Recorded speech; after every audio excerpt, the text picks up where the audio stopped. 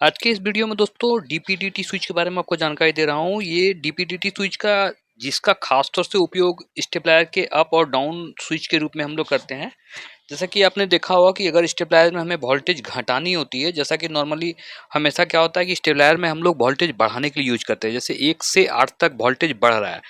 मगर यदि हम इस डीपीडीटी स्विच को डाउन में कर दें तो हमारा वोल्टेज घटना शुरू हो जाएगा, यानी 1, 2, 3, 4 जैसे-जैसे हम बढ़ाएँगे वैसे-वैसे घटेगा। तो इसमें दोस्तों 4 पोल ऊपर 4 पोल नीचे रहता है, यानी 2 स्विच ऊपर 2 स्विच नीचे। और दोस्तों इसका जो बाहरी सिरा है, दोनों साइड हम लोग मिला देते हैं। ये देखो यहाँ स्विचिंग होती है अंदर में इस तरह से। जब हम नीचे करते हैं तो ये दोनों स्विच आपस में लड़ता है और दोनों स्विचिंग हो जाता है। अब बात क्या है कि इसे हम लोग जोड़ते कैसे हैं? तो सबसे पहले जान लेते हैं कि इसका कनेक्शन कैसे करते हैं। ऐसे हमने स्टेबलाइजर का वीडियो डाला हुआ है, उसके लिए आप देख सकते हो। तो चलिए इसको खोलते हैं। इसमें 4 पीछे नट गया है। एक लंबी सी नट रहती है जो कि काफ़ी टाइट कसा हुआ रहता है, क्योंकि अगर लूज कांटेक्ट होगा तो हमारे भीतर का जो स्विचिंग है वो स्पार्क करेगा और हमारा स्टेबलाइजर ऑफ होगा और ये स्विच भी गर्म होके तत्काल जल जाएगा, क्योंकि सारा जो अंदर का आइटम है वो ज़्यादातर प्लास्टिक यूज किया गया है। ये देखो, ये इसके अंदर का स्विच है।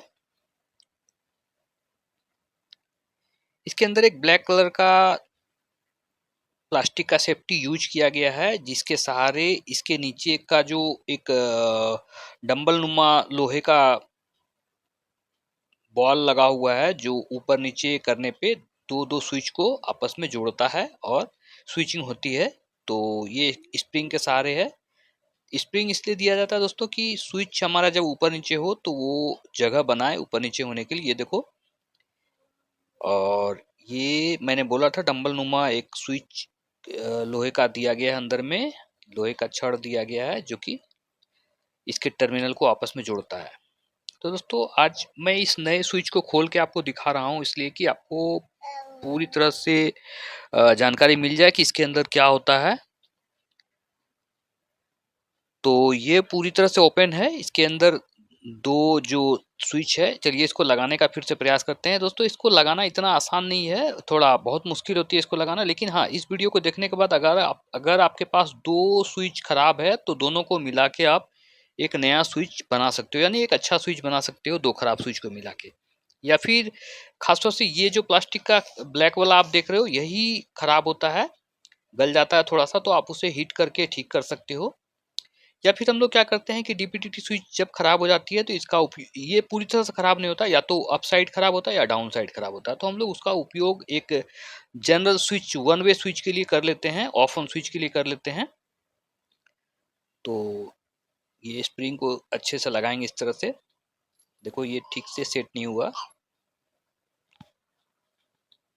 एक बार फिर से इसके ये जो स्विच पोल है इसको ठीक से सेट करते हैं और इसके ऊपर हमने ये रख दिया।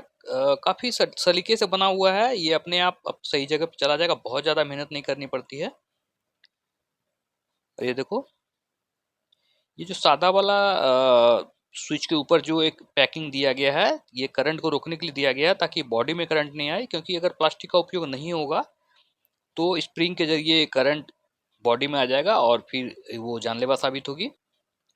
तो ये तो हो गया भाई। अब इसके ऊपर का प्लेट लगाना ही सबसे मुश्किल है। ये देखो, जैसे ही हमने उठाना चाहा ये पूरी तरह से गिर गया। तो चलिए एक बार फिर से इसको सेम टाइप से सेट करते हैं जैसे पहले किया था।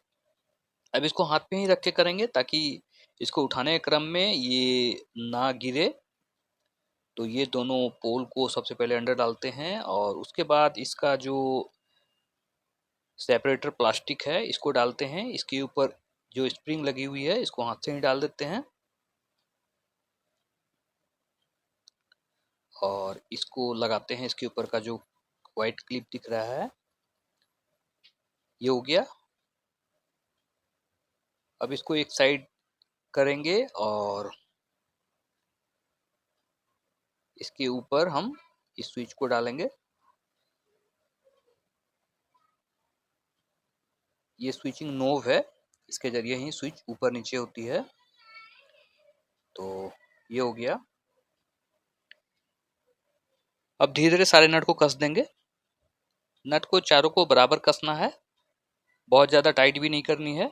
ऐसे ये बहुत ज़्यादा टाइट होगा भी नहीं, क्योंकि जब हम कसना ज़्यादा शुरू करेंगे तो हो सकता है ये नट ही स्लिप कर जाए, क्योंकि ऊपर का जो पैकिंग है ये पूरी तरह से फाइबर है और नीचे का प्लेट लोहा है, तो फाइबर तो भाई नीचे खींचेगा नहीं।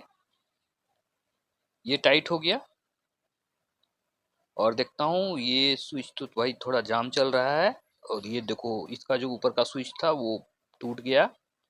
तो दोस्तों इसको भी रिपेयर करने का मैं नेक्स्ट वीडियो में लाऊंगा कि अगर ऐसा प्रॉब्लम होती है तो क्या कर सकते हो। कोई भी दूसरा डीपीडीटी, डीपी, एसपीएसटी या एसपीडीटी स्विच को हम लोग तोड़ के और उसका जो सामने का पोल है उसे लगाएंगे। तो नेक्स्ट वीडियो मिलते हैं दोस्तों, तब तक के लिए धन्यवाद।